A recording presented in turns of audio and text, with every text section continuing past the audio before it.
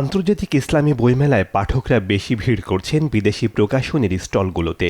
সারা দেশ থেকে আসা ক্রেতা দর্শনার্থীদের পদচারণায় মুখর হয়ে উঠছে জাতীয় মসজিদ বায়তুল মোকাররম প্রাঙ্গণ।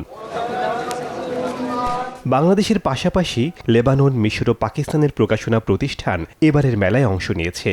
এছাড়া রয়েছে শিশু চত্বর, মিডিয়া কর্নার, মহিলাদের আলাদা বসার স্থান, লিটল ম্যাগাজিন কর্নার, লেখক কর্নার, ফুড কর্নার ও ইনফরমেশন সেন্টার। বই কেনার পাশাপাশি বিভিন্ন সাংস্কৃতিক আয়োজন উপভোগ করছেন পাঠকরা।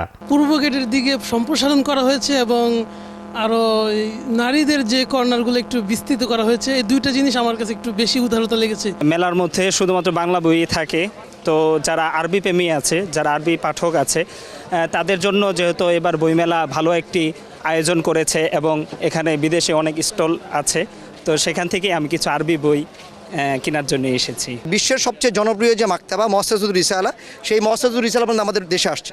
এরপরে পাকিস্তানের বুশরার মতো লাইব্রেরি আমাদের দেশে আসছে।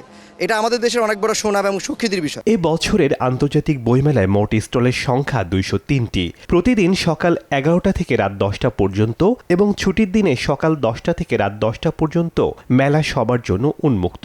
এই মেলার পর্দা নামবে 12ই অক্টোবর। এখানে অনেক বই প্রতি তাদের আগ্রহ আছে, ইনশাল্লাহ দেখতেছি।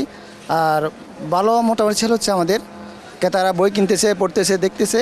আত্ম উন্নয়নমূলক বই আমরা বেশি কাজ করি, তো এই মেলাতে আমরা ইতিহাস বিষয়ক কিছু বই আনছি, তো সেগুলোর পাঠকের অনেক বেশি চাহিদা।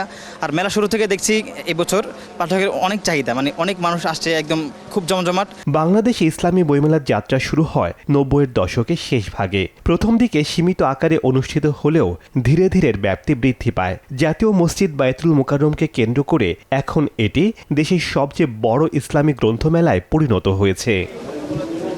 শেখ সাদি মারজান, সময় সংবাদ।